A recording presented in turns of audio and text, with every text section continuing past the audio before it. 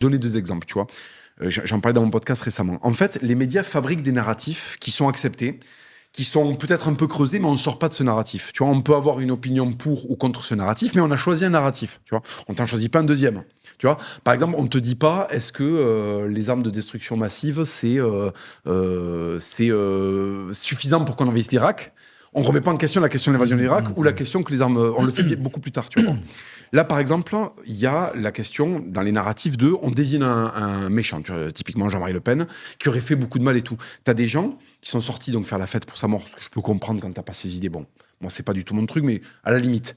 Mais si tu veux, là où il y a un manque de cohérence et là où tu vois que c'est du récit qui a été avalé, c'est que par exemple, des types comme Mitterrand ou Giscard d'Estaing ont fait 1000 fois plus mal à l'Afrique, ont créé 1000 fois plus de problèmes aux Africains, tu vois. Et comme le récit médiatique n'a pas fabriqué ces méchants-là en mettant une nomenclature de méchants en disant ce méchant a fait tel truc, tu vois. Typiquement, François Mitterrand a fait par intérêt tuer Thomas Sankara, tu vois. Mais personne ne va sortir pour faire la fête quand Mitterrand est mort. Donc c'est vraiment des questions de narratif.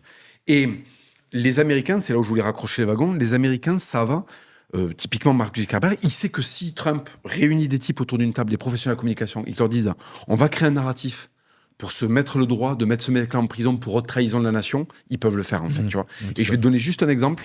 À un moment, quand il y a eu les attentats des tours jumelles, les Américains, ils avaient besoin d'outrepasser le droit international pour aller chercher des mecs en Mauritanie, en Afghanistan. Mais ils s'en sont battus les couilles. Ils ont créé un narratif en disant on est under menace, tu vois. Il faut faire tel truc des terres. La liberté, on négocie pas avec ça. Donc tout d'un coup, je suis pas pour qu'on défende à outrance